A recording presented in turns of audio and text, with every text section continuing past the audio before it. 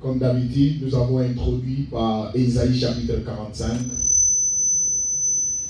Je ne sais pas si vous avez bougé hier les histoires ici, comment, parce que ça ne fait pas comme ça. Que Dieu soit loué. Peuple de Dieu, je crois que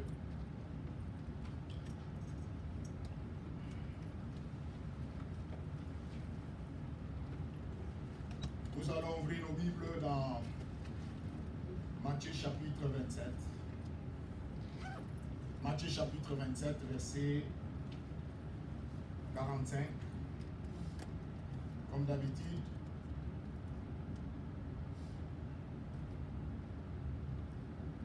Nous sommes en train de continuer notre enseignement. Je crois que je vous ai déjà parlé sur d'autres points. Matthieu chapitre 27, verset 45 à 66.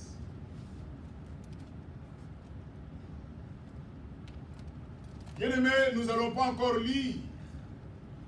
Mais par la grâce du Seigneur, je crois que nous allons essayer de parler sur la réalité de la Bible. Je ne serai pas long et je crois que nous allons essayer d'expliquer ce qui est en long et en large pour essayer que le peuple de Dieu se retrouve. Je crois que j'aurai besoin de notre micro, s'il vous plaît, soyez souple de me le donner parce que ça ne fonctionne pas convenablement. Merci beaucoup. Je rappelle à l'Église que nous sommes en train de continuer avec notre enseignement. Rappelez-vous de tout ce qu'on avait pu parler ensemble avec vous. Et nous sommes en train de continuer par la grâce du Seigneur. Bien-aimés, on avait parlé sur être à l'écoute de Dieu. C'est ça qui est notre thème. Où nous sommes en train d'apprendre aux enfants de Dieu comment être dans la présence du Seigneur. Vous savez, il y a beaucoup des enfants de Dieu qui négligent la prière dans leur vie. Ils ne considèrent pas la prière. Et il y a des gens qui pensent que lorsqu'ils prient, ils passent leur temps. Mais laisse-moi vous dire, bien aimé, notre vie, c'est une vie de combat. C'est pour cela que nous sommes appelés à prier chaque jour dans notre vie. Nous sommes appelés à chercher Dieu. Et rappelez-vous, il y a un verset biblique qui nous dit, cherchez l'Éternel pendant qu'il se trouve et invoque-le tandis qu'il est prêt. Bien aimé, quand la Bible parle qu'il faut chercher Dieu quand Dieu est là, il y aura des moments où Dieu ne sera plus là. Et la Bible nous dit, invoque-le tandis qu'il est prêt. Cela démontre que Dieu ne sera plus prêt un jour. Il sera loin. Voilà pourquoi quand l'occasion nous est offerte, nous devons saisir cette occasion pour chercher la face de Dieu. Bien aimé, on avait commencé avec le livre d'Ésaïe 45, verset 15. Rappelez-vous, lorsque nous avons parlé sur ce texte-là, où la Bible nous dit, tu es le Dieu qui te cache, le Dieu d'Israël sauveur. Bien aimé, on avait parlé sur cette réalité et on a démontré que Dieu, c'est un Dieu qui se cache. Et nous, en tant que les enfants de Dieu, en tant que les chrétiens, nous devons chercher Dieu. Ma soeur, mon frère, papa, maman, cherche Dieu dans ta vie. Parce que tu ne sais pas ce qui arrivera demain. Tu ne sais pas ce qui arrivera dans ta famille. Tu ne sais pas ce qui arrivera dans ton mariage. Tu ne sais pas ce qui arrivera dans ta femme ou ton mari. Voilà pourquoi nous cherchons Dieu. Je vous ai dit que le Dieu que nous cherchons, il connaît le passé, il connaît le présent et il connaît le futur. Mais toi et moi, nous connaissons un peu le passé. Parce qu'il y a d'autres réalités que nous avons oubliées. Et nous connaissons avec exactitude le présent. Parce que nous le vivons. Mais nous ne connaissons pas ce qui arrivera demain. Mais le Dieu que nous servons, il connaît le demain. C'est pour cela que j'ai toujours l'habitude de vous poser la question. Bien aimé, le futur a des surprises. Que ça peut être agréable ou désagréable. Voilà pourquoi notre intérêt en tant qu'enfant de Dieu, de prier Dieu, de chercher Dieu, quelles que soient les conditions. Ma soeur, mon frère, Même rien ne marche dans ta vie, cherche Dieu. Même rien ne va, cherche Dieu. Parce que c'est Dieu là te voit. Rappelez-vous que les enfants d'Israël étaient en Égypte. La Bible nous dit, ils priaient nuit et jour. Pendant 400 ans. Et un jour, Dieu a écouté leurs prières. Et Dieu a dit à Moïse, j'ai entendu les cris de mon peuple. J'ai entendu leurs pleurs. Voilà pourquoi lorsque Dieu avait décidé, et il a délivré les enfants d'Israël.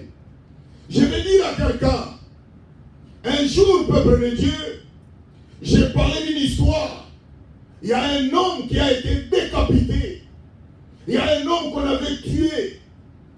Et la personne en question, avant qu'on le décapite, on lui a mis dans une chaise. Et l'homme en question, quand on voulait maintenant le décapiter, il a demandé à ce gens-là, il dit, laisse-moi et donne-moi un temps. Je vais parler. Avant que vous puissiez faire finir ma vie, je vais dire un mot. L'homme en question va prendre la chaise. Il va prononcer des paroles.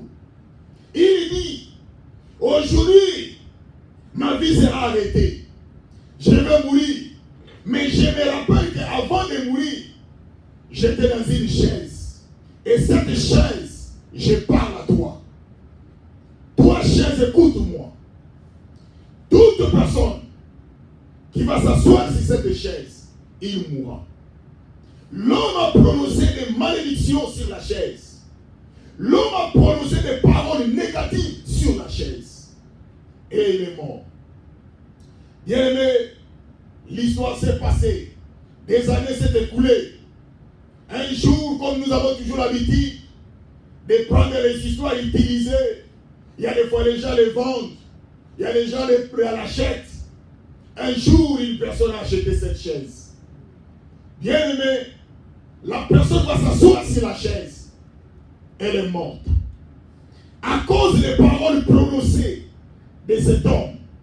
À plus forte raison, ces paroles, un homme qui a le sang, qui a l'eau dans son corps, et qui ne connaît même pas le Seigneur, il a prononcé des paroles de malédiction, et ces paroles ont des effets. À plus forte raison, toi qui es enfant de Dieu, vous savez, je vais vous dire une chose. Ce que le diable fait, c'est quoi? Il injecte des doutes dans notre vie. Il y a des fois, le diable prend nos situations. Il prend la gravité ou la grandeur de nos situations. Il étale devant nous pour que nous puissions voir que nos problèmes sont plus grands que notre Dieu. Mais or, la Bible nous dit, notre Dieu est plus grand que nos problèmes. Notre Dieu est au-dessus de nos problèmes. Je vous ai parlé d'une histoire où un jour le professeur a mis une confusion dans la tête d'un enfant. Il a dit c'est impossible que Dieu peut fermer les gueules de lion pour qu'il ne mange pas Daniel dans la fosse au lion. Et ça tournait la tête des enfants. Mais il y avait un enfant, chaque jour son père l'apprenait les choses de Dieu. Son père l'inculquait les choses de Dieu. Il a dit, moi mon père m'a appris autre chose. Mais le professeur insistait. L'enfant est allé voir son père pour dire que papa, voilà ce que mon professeur m'a dit. Mon maître m'a parlé des choses contraires à ce que tu nous apprends par rapport à la parole de Dieu. Son père a dit, j'ai besoin de rendez-vous avec ton professeur. Je vais aller le voir. Il a pris un rendez-vous, il est allé avec lui dans un bureau. Il a dit au professeur de reprendre ce qu'il avait dit, de reproduire les mêmes paroles qu'il avait dit dans la salle avec les enfants. Le professeur a dit oui. J'ai parlé que l'histoire de Daniel à la fosse au lion, c'est une fausse histoire. Dieu ne peut pas fermer les gueules des lions, c'est impossible. Je l'ai dit. Bien aimé, c'était maintenant un débat. Une contradiction entre les professeurs et les parents. Et le papa de cet enfant. Le papa était dans une maîtrise du Saint-Esprit. Il a posé la question à ses professeurs. Répondez-moi. Réponds-moi. Si Dieu, vous dites que Dieu n'a pas fermé la gueule des lions, Mais je vous pose la question. Créer un lion pour qu'il devienne lion et fermer la gueule du lion, quelle est la partie la plus difficile? Le professeur dit créer un lion. Il dit si Dieu avait créé ce lion-là pour qu'il devienne lion, à forcerie, à plus forte raison, ce Dieu n'avait pas fermé la gueule du lion. Et ce jour-là, le professeur a compris que ce qui était possible aux hommes est possible à Dieu. Peuple de Dieu, je suis en train de vous apprendre les choses. Maman, les jours que vous allez comprendre Dieu dans votre vie, c'est alors il y aura une révolution. C'est pour cela que les gens ne comprennent pas. Nous sommes fous de Jésus. On ne sert pas Dieu par l'enthousiasme.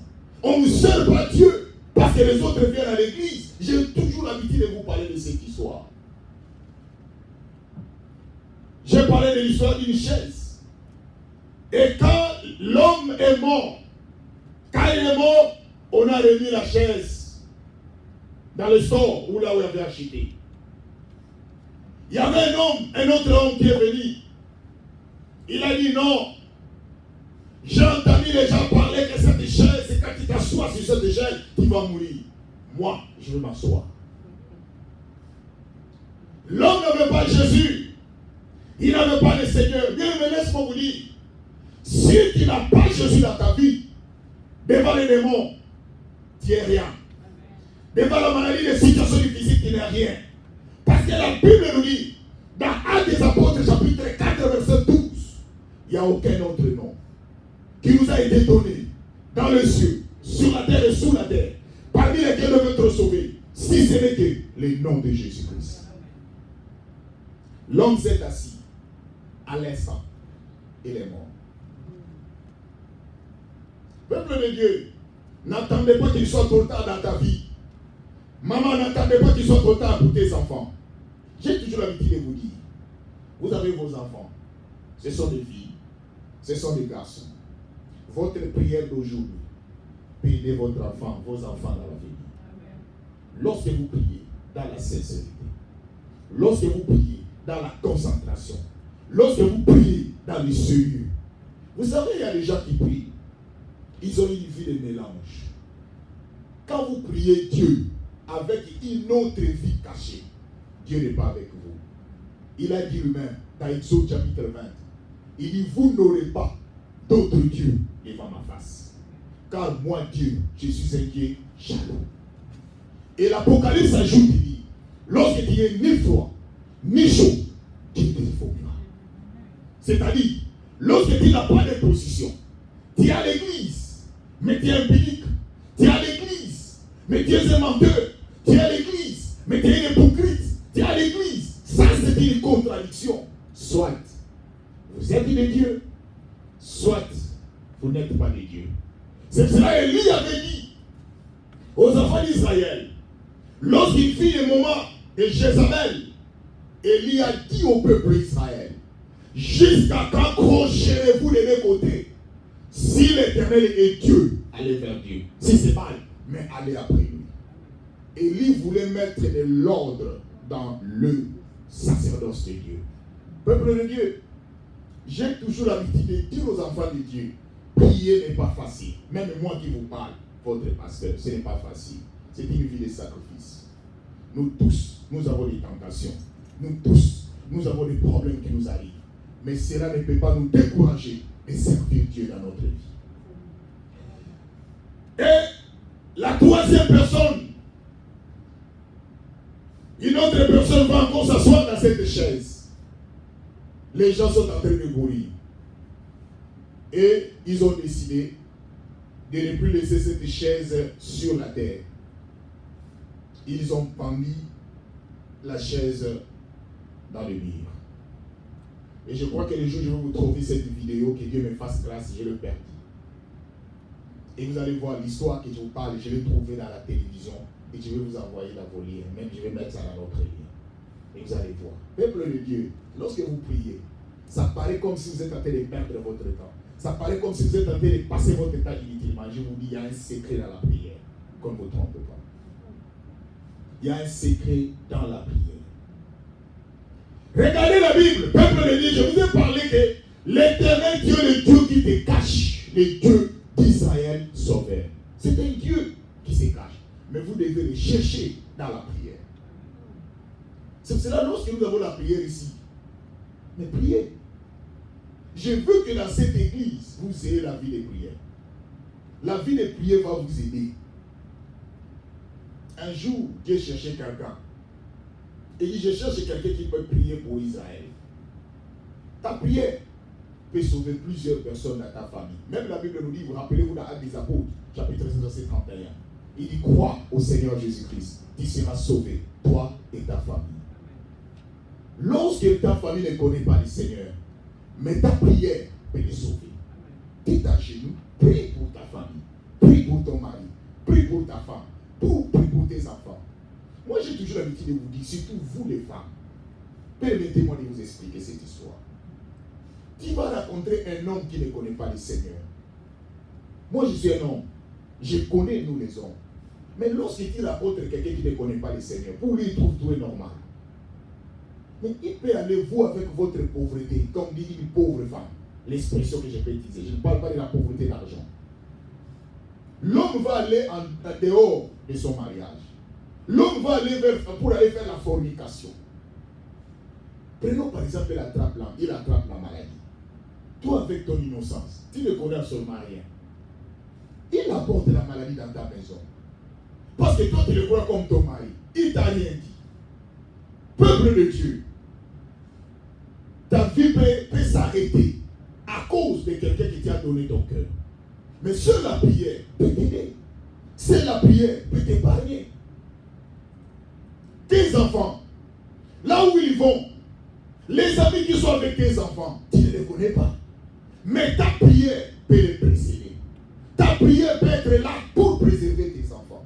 Voilà pourquoi le diable connaissant ces histoires, il ne veut pas que vous priez.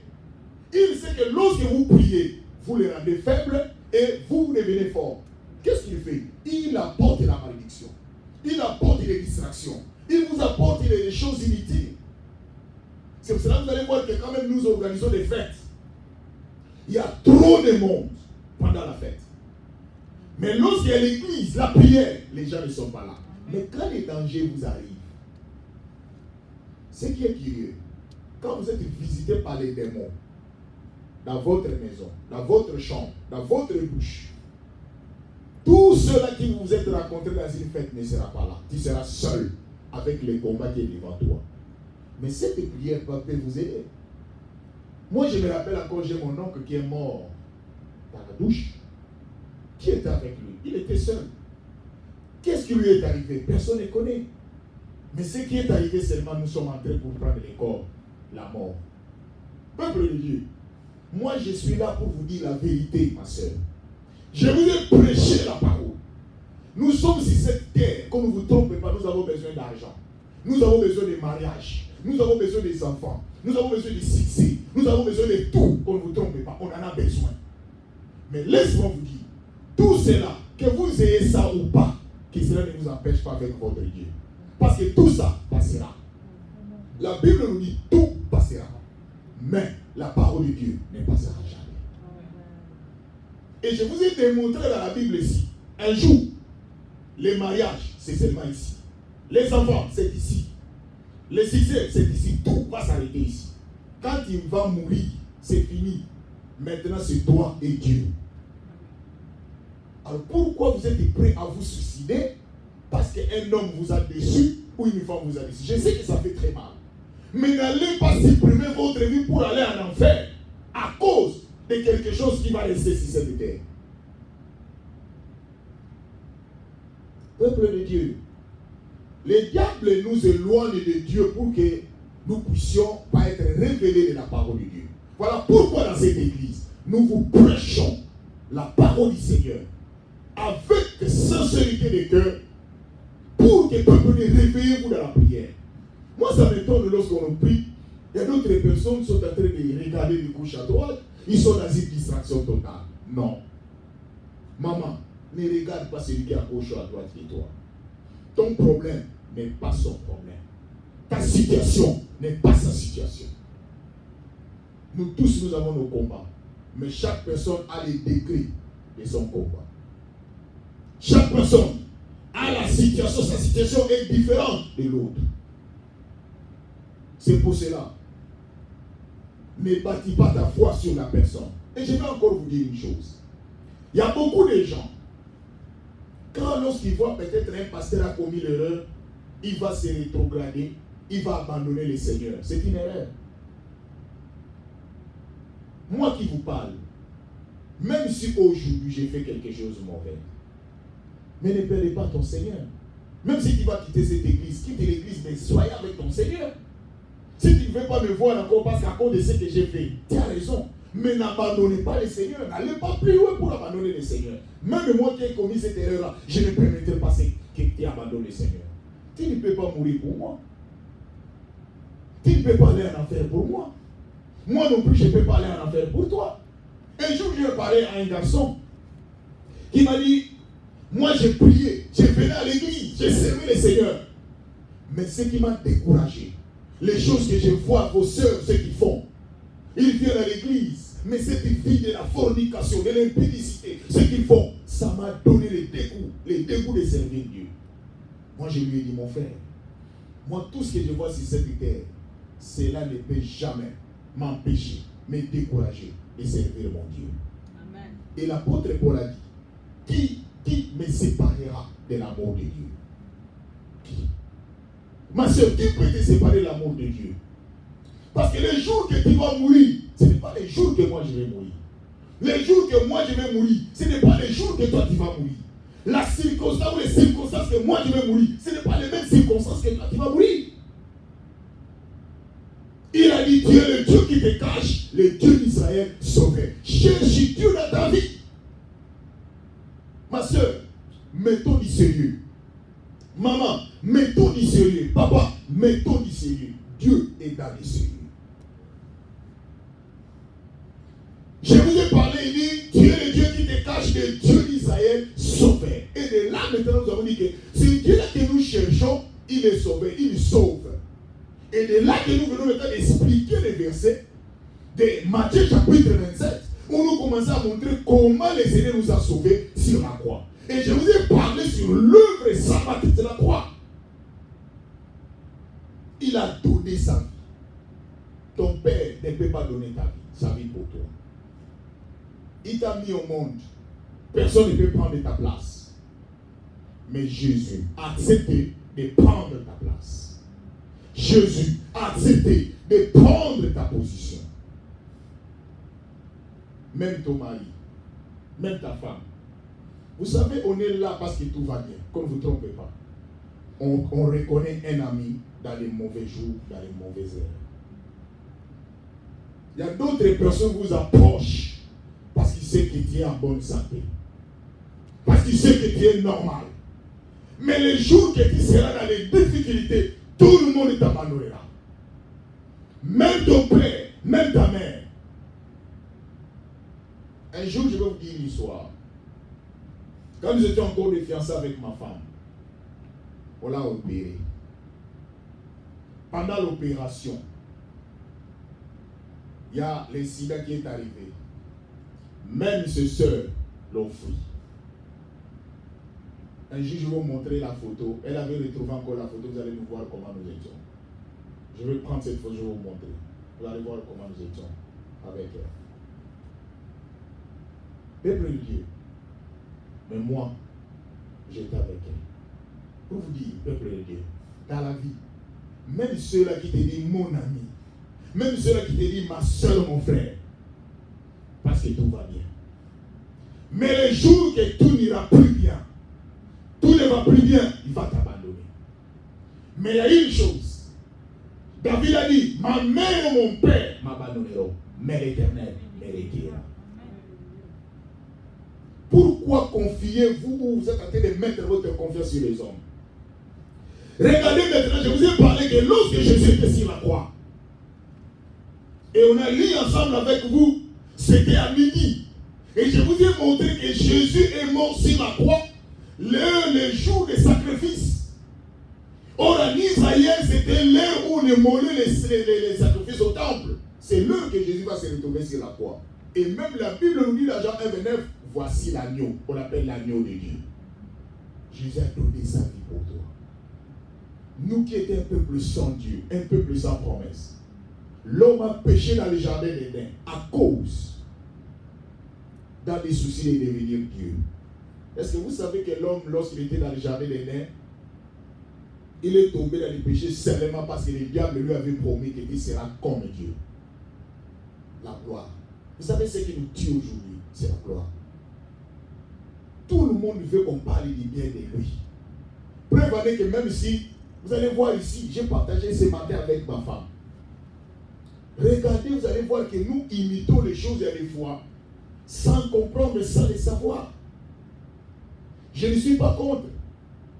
Regardez dans ces pays que nous vivons, où tout le monde parle I love you. Mais nous qui venons même en Afrique, il y a des fois nous ne parlons pas I love you chaque moment, chaque fois. Mais nous sommes toujours avec nos femmes jusqu'à aujourd'hui. Mais ceux-là qui disent I love you, à tant de fois, il y a des divorces. En même temps, je me pose la question, pourquoi parlez-vous I love you? C'est parce qu'ils ont entendu les autres parler I love you. Il faut parler des choses qui viennent au fond de vos cœurs. Si vous ne présentez pas la fleur, vous avez un problème. Chez nous, quand vous venez avec la fleur, je ne sais pas si vous allez entrer. Chez nous, il faut venir avec de l'argent. Mais ici, il faut venir avec la fleur. Et je me dis, mais maintenant, moi qui n'avais même pas l'écriture d'apporter des fleurs, j'aurai des problèmes, des dégâts. Parce que vous avez vu ça, les autres font. Laisse-moi vous dire, imiter n'est pas mauvais, mais regardez avant d'imiter. Qu'est-ce que les gens disent? Quand vous êtes dans un pays, les gens dansent à gauche, toi aussi, commence à danser à gauche. Si tu te retrouves dans un village où les gens dansent à droite, toi aussi, prends la ligne, entre à droite. Non. Moi aussi, je vous dis. Tout est permis, mais... Vérifiez. Est-ce que quand ils dansent à gauche, c'est normal? Avant que tu les suives. Tu vas te retrouver que les gens qui dansent à gauche sont des sorciers, et toi aussi qui danses à gauche, on te met du côté des sorciers. Mais il faut vérifier. Mais c'est comme ça aussi ce que nous voyons. Tu as vu les autres dire I love you. Tu dis I love you too. Et tu viens à la maison, tu commences à mettre de tout dans ta femme, dans la vie de ta femme, de ton. Toi qui ne me parles pas I love you. Donc on ne parle pas comme un slogan. Il faut que ça vienne au fond de votre cœur. L'amour, par définition, veut dire se donner. Quand Dieu a tant aimé les mondes, Jean 3,16, il a donné. Le verbe aimer est accompagné avec le verbe donner. Le verbe donner est sous-ensemble dans le verbe aimer. Quand Dieu a aimé, il a donné. Non, je t'aime. Tu t'aimes, tu ne fais rien. Tu t'aimes, tu ne fais rien. Ça, ce n'est pas t'aimer. Si vous aimez le Jésus, le Seigneur, mais pourquoi pas vous le prier? Pourquoi pas vous gêner? Pourquoi pas vous gêner ces dieux-là? Aujourd'hui, j'avais prévu de vous parler du verset 54. Parce qu'on avait terminé le verset 52 et 53. Et je ne serai pas long, je vais terminer là-bas. Regardez, nous avons déjà parlé sur le retour du Christ. Et j'ai expliqué l'enlèvement. Comment les choses vont se faire. Même les gens qui vont rester, quelles sont les conséquences? Ma soeur qui a l'intérêt de faire l'effort de t'accrocher à Jésus. Même si tu ne veux pas ces garçons, même si tu ne veux pas cette femme. Mais il ne faut pas supprimer ton amour avec le Seigneur. Même si tu ne veux pas de moi. Même si tu ne veux pas de cette église. Mais accroche-toi toujours à ton Jésus. C'est ce qui est plus important. Et j'ai parlé les conséquences de ceux qui seront sur cette terre. Lorsqu'ils vont rentrer, ils vont rester sur cette terre. Est-ce que vous savez que la fin du monde n'est pas aujourd'hui? Mais l'enlèvement, peut se faire après. Même pendant que nous parlons. Le retour du Christ. C'est pour ça que la Bible nous devons être prudents. Rappelez-vous de l'histoire des 10 vierges. Les 10 femmes qui attendaient le mari. C'est écrit dans la Bible. Et nous devons faire attention au peuple de Dieu. Lorsque la Bible dit, ces 10 vierges avaient des lampes allumées. Et il y avait de l'huile dans la lampe. De l'huile, c'est le Saint-Esprit. Chaque jour, maman, il faut prier. Ma soeur, ne mettez pas au nom comme tout le monde parle en anglais. I'm busy. Vous prenez ça comme des slogans et vous trouvez ça comme c'était un grade. Non. Are you busy? Are you busy? How much do you have? Combien d'argent vous avez? Quand vous prononcez je suis busy, combien d'argent qui est dans votre caisse? Dans votre caisse.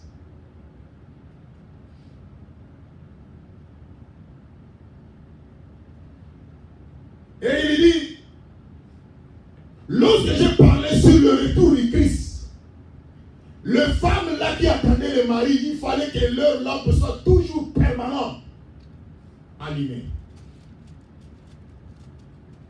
C'est la vie des prières. Ma soeur, mettez de l'ordre dans votre vie. Maman, mettez de l'ordre. Papa, mettez de l'ordre. Ma soeur, mon frère, mettez de l'ordre. Mais il faut planifier les choses. Est-ce que vous avez un temps où vous rencontrez avec le Seigneur? Que le Seigneur sait qu'à telle heure, je rencontre telle maman. À telle heure, je rencontre ce papa. Moi qui vous parle, j'ai l'heure que je rencontre le Seigneur. Et c'est resté comme ça dans ma vie. Ma femme, elle est là. À cette heure-là, dès qu'elle touche sa main, je ne suis plus là. C'est le moment, il faut que je parle à Dieu. C'est comme ça. Ma soeur, faisons les choses comme des responsables. Faisons les choses, maman, comme des responsables. Ne fais pas les choses parce que les gens ont fait. Parce que les gens en font. Non, les gens les font. Non. Faisons des choses responsables. Posons des actes responsables. Je vous ai dit qu'un jour, j'étais avec mon ami. On devait aller dans un autre quartier. Alors pendant qu'on marchait avec mon ami, on devait aller, c'était un évangéliste. Et la pluie va commencer à tomber. Et nous avons pris fuite quelque part. Il y avait une terrasse quelque part. Nous sommes mis de côté là-bas. Et on a trouvé, il y a trop de monde et il y avait un soldat qui était là. Elle commençait à lui raconter des histoires, comment ils font pendant la nuit, quand ils font le travail pendant la nuit, qu'est-ce qu'ils font quand ils arrêtent les gens. Nous étions là avec mon ami, restés là, on était debout, calme. On lui a trouvé trop de monde. Et vous savez qu'est-ce qui s'est passé? L'homme va me regarder. Quand il me regarde, il dit toi. Il dit, mon ami dit moi. Il dit non, c'est lui qui est à côté de toi. Je dis oui. Il dit, je ne sais pas qu'est-ce qui me pousse, je veux que tu t'assoies ici. Il dit à quelqu'un, mets-toi debout, donne-lui la place, cet homme-là. J'ai dit merci. Nous sommes prêts de partir. Cet homme qui était là. Un jour, on avait encore la prière dans une famille. On était en train de prier. Parce que mon ami, c'est toujours mon ami qui est venu me prendre. Il dit, on devait aller prier parce que c'est son grand frère et avec sa femme qui est une Française. Il est venu me prendre pour qu'on aille prier dans la maison de son grand frère. C'était encore dans une maison vraiment très belle. Et on a commencé à prier. Pendant qu'on priait, on a rencontré un autre Dieu, un autre homme de Dieu qui était là. Pendant qu'on priait, nous tous sommes venus soutenir cette famille. Moi aussi j'étais là. Et quand on a commencé à prier, on a terminé. On attendait le moment qu'on reçoive le message. L'homme de Dieu qui était là, les prophètes là, on l'a rencontré là-bas, on l'a vu là-bas. Il a dit, toi. Et j'étais encore avec mon ami, le même homme l'a dit, mon ami là, que les soldats m'avaient parlé. Mon ami encore a dit encore, c'est moi? Il dit non, lui.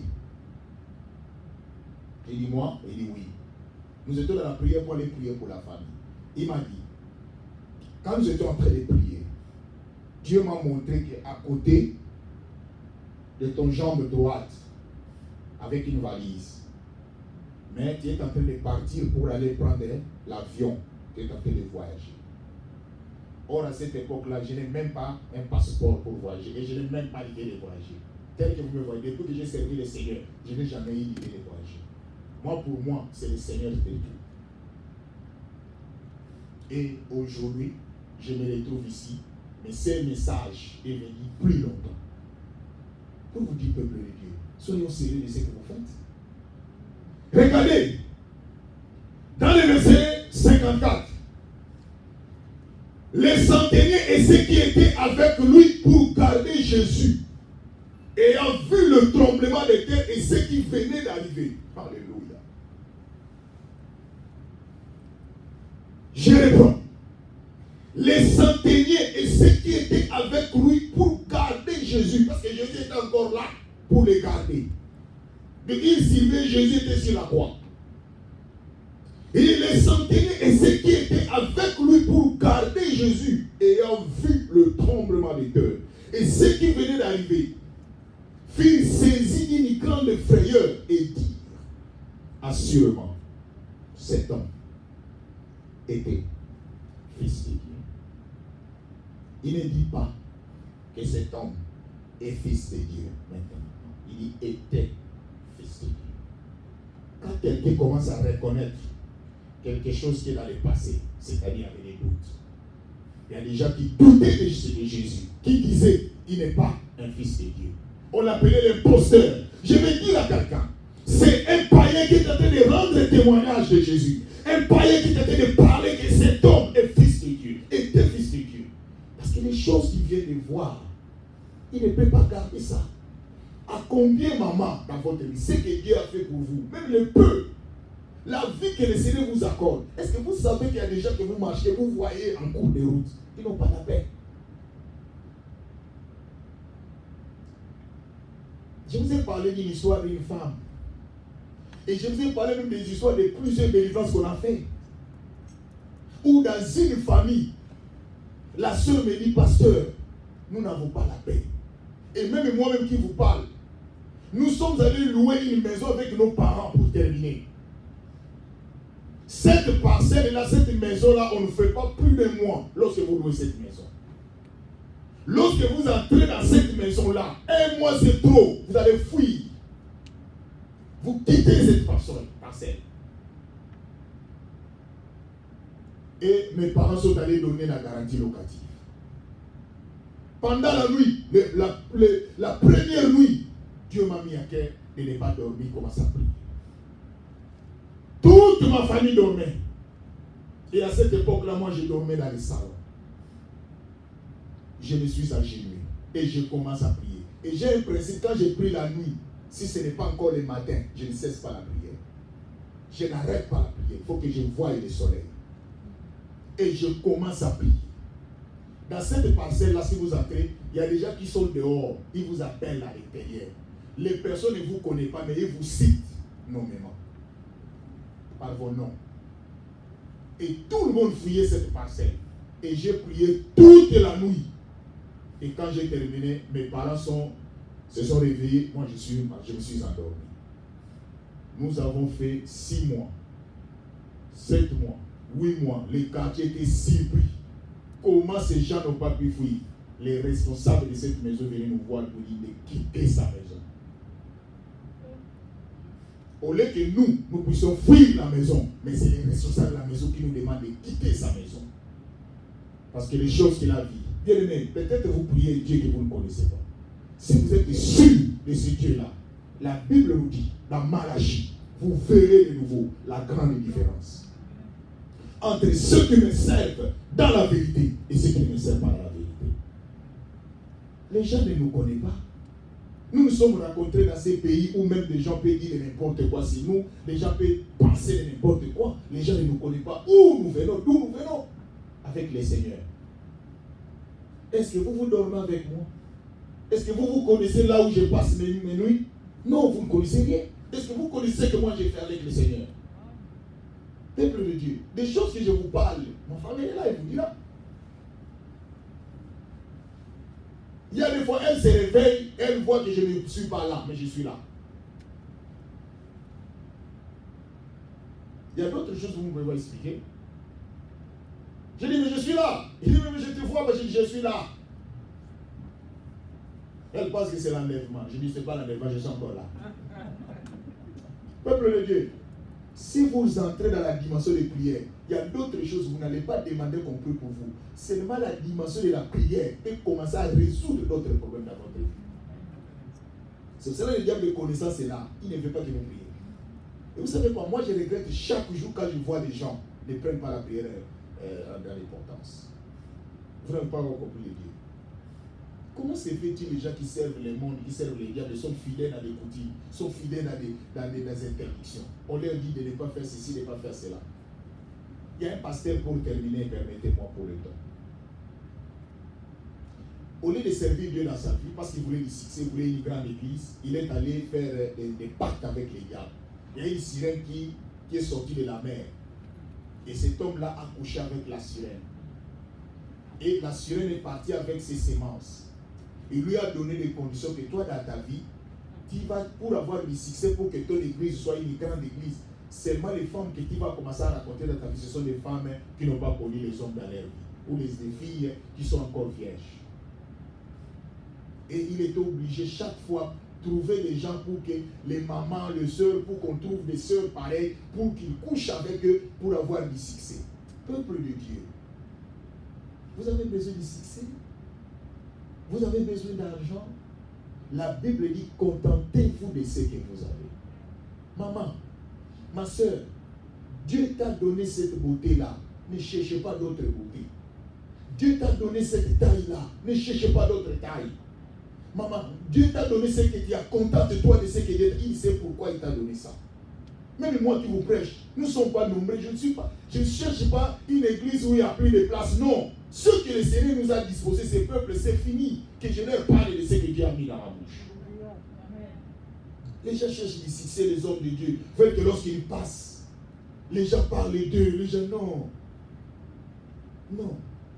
Hier, ma femme m'a parlé, il y a des gens qui l'ont appelé pour dire que non, il faut que tu nous envoies de l'argent pour que nous puissions faire quelque chose pour Dieu. Il y a une sœur que j'aime beaucoup. Et lui a dit que non, envoie-nous de l'argent, nous voulons acheter des polos dans l'église, que tous les protocolaires peuvent se mettre, mais qui va mettre ta voix, tout le monde va entendre comment tu es de parler. Demandez à ma femme qu'est-ce que je lui dis. Non. Donner l'argent, c'est fini.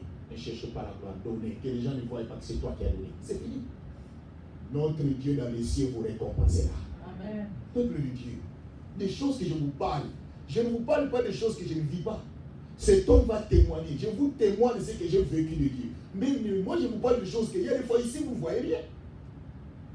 Est-ce que vous savez qu'il y a des gens qui sont visités par les démons ici? Moi, j'ai parlé avec des amis au travail. Mon ami, quand je lui ai commencé à lui parler, c'est un blanc.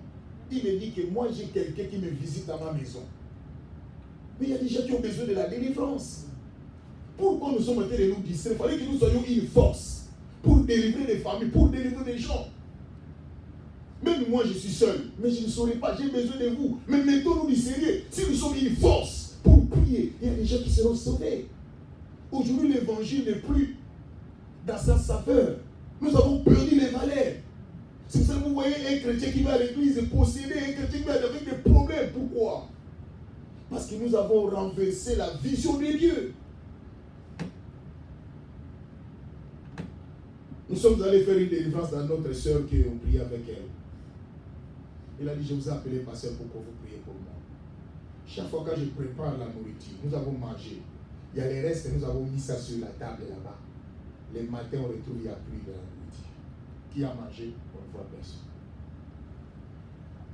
Vous n'avez pas encore visité, vous n'avez pas encore vu les choses.